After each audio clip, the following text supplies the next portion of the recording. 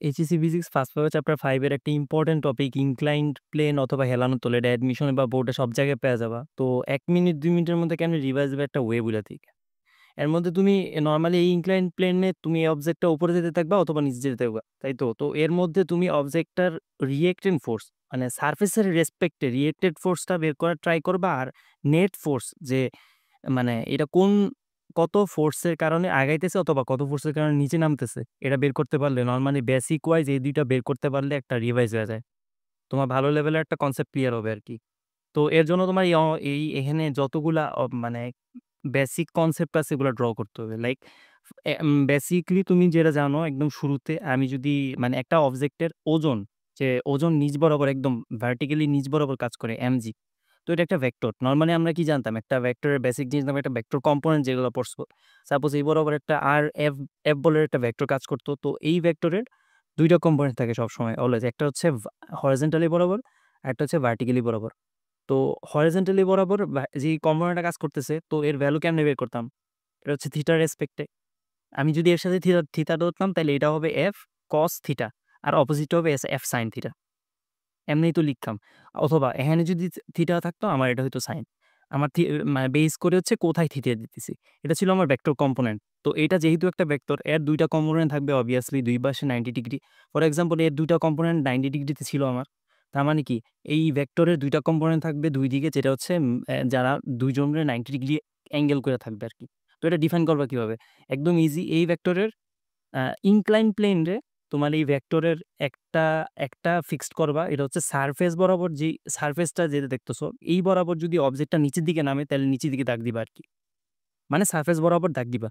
তা এর opposite 90 degree যদি একটা আঁকো তাহলে এরকম হবে। সিম্পলি এই ২ টা 90 তে আছে। তার মানে কি? এই ভেক্টরের ২ টা কম্পোনেন্ট পাইতেছো, একটা হচ্ছে এটা আরেকটা হচ্ছে ওটা। এখন ২ টা কেমনে বের করবা? তো নরমালি সবাই শর্টকাট কি মনে রাখে যে এই থিটা আর এই থিটা ইকুয়াল। তো এর পিছনে একটা ভালো লজিক আছে, ডিফারেন্ট একটা ভিডিওতে পেয়ে যাবা। তো আপাতত মাথায় নিয়ে নাও যে এই ২ টা থিটা হচ্ছে ইকুয়াল। তাইলে এটা কি হবে? এটা হচ্ছে mg cos theta, similar to এই যে তুমি যেটা পড়ছো যে এই যে ভেক্টর কম্পোনেন্ট। তো এটা কি হবে? sin theta, m sin theta. তো এতটুকু ইনফরমেশন জানলে মোটামুটি হয়। তো রিঅ্যাকট্যান্ট ফোর্স বের করব, এটা কি জিনিস? রিঅ্যাকট্যান্ট ফোর্স হচ্ছে প্রত্যেকটা সারফেস থেকে ঠিক অপোজিটে, একদম অপোজিটে কাজ করে সবসময়। সারফেসটা এমন থাক যেমন থাক, সারফেসের উপরে তুমি একটা যে কোনটা অবজেক্ট রাখবা, ঠিক অবজেক্টের অপোজিটে কাজ করবে। ফর এক্সাম্পল এই সারফেসটা এরকম হেলানো। তো রিঅ্যাকট্যান্ট কোথায় কাজ করবে? অবজেক্টের ঠিক অপোজিটে। তো এটা হচ্ছে আর কাজ করবে, এটাই বের করতে বলছে। তো আরটা বের করা সবচেয়ে ইজি। কেমনে? এই ২ টা ঠিক একদম অপোজিট। এই কম্পোনেন্ট আর কম্পোনেন্ট ডিরেক্ট অপোজিট। একটা এক্সাম্পল দিই, লাইক একটা মানে একটা লজিক দিই। এই অবজেক্টটা কি ছিঁড়া উপরের দিকে পড়ে যাইতেছে? অথবা নাকি এই মানে এই তল ভেদ করে ভেঙে যাইতেছে? কোনটাই হইতেছে না। ও এই সারফেসের মধ্যে ঘোরাঘুরি করতেছে। তার মানে কি? আর এই ভ্যালুটা সমান। দেখো এই জায়গায় যদি আর বড় হইতো তাইলে এটা উড়ে যেত। মানে মানে সারফেস বিচ্ছিন্ন হয়ে যেত। অথবা আর কম হইয়া যদি এটা বাইরে যেত, তার মানে কি? অবজেক্ট এতই ভার যে ভেঙে পড়ে যেতেছে। কোনটাই হইতেছে না, তার মানে ২ টা ইকুয়াল। তুমি লিখতে পারবা r is equal to এই যে এটা mg cos থিটা। এটার মিনিং তুমি ইজিলি বুঝতেছো যে এই ভ্যালু আর এই ভ্যালু ইকুয়াল।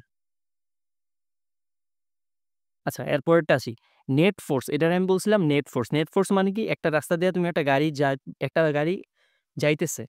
নিচে একটা ঘর্ষণ আছে। ওই ঘর্ষণটা অতিক্রম করে যাইতেছে একটা F বলে। মানে ফাইনাল যেই F এর কারণে ও আগাইতে পারতেছে, ওই F টা বের করতে বলছি। তার মানে কি? দেখো, আমি ধরেই নিছি যে এই অবজেক্টটা নিচ বরাবর যাইতেছে অথবা উপরে বরাবর যাইতেছে। আমি ধরে নিই এটা নিচ বরাবর যাইতেছে।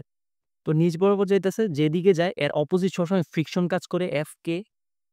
তো এখন কোন ফোর্সের কারণে ফাইনালি ও এই নিচ বরাবর যাইতেছে, আমি যেটা ধইরা নিছি। এটা কিভাবে বের করব? এই যে নিচ বরাবর যেটা যাইতেছে, তো এটা থেকে আমি হচ্ছে ফ্রিকশন ফোর্স মাইনাস করব, যেটা হচ্ছে এই ফ্রিকশন ফোর্সের অপোজিট যে কম্পোনেন্ট, এই ওজনের যে অপোজিট কম্পোনেন্ট এটার সাথে মাইনাস করব। mg cosine theta. ব্যাস, এমনিই আসে ফর্মুলা। তো এই ২ টা ফর্মুলা বের করতে পারলে বেসিক ধরে, তাহলে তোমার হচ্ছে ইনক্লাইন প্লেন বা হেলানো তলের কনসেপ্টটা ক্লিয়ার। আর একটু বইলা দিই, এই জায়গায় হচ্ছে ও ফাইনালি এই জায়গায় যে যাইতেছে না, তো আমি এটা কেমনে বের করছি ফাইনালি? এই যে দেখো, এর যে হেলানো তলে যে ফ্রিকশন আছে, এই ফ্রিকশনটা অতিক্রম করেই সামনে আগাইতেছে। কোন ইফেক্টে? এই যে এইটা mg এর ইফেক্টে। mg এটারে নালিফাই করতেছে। বাস এতটুকুই কনসেপ্ট।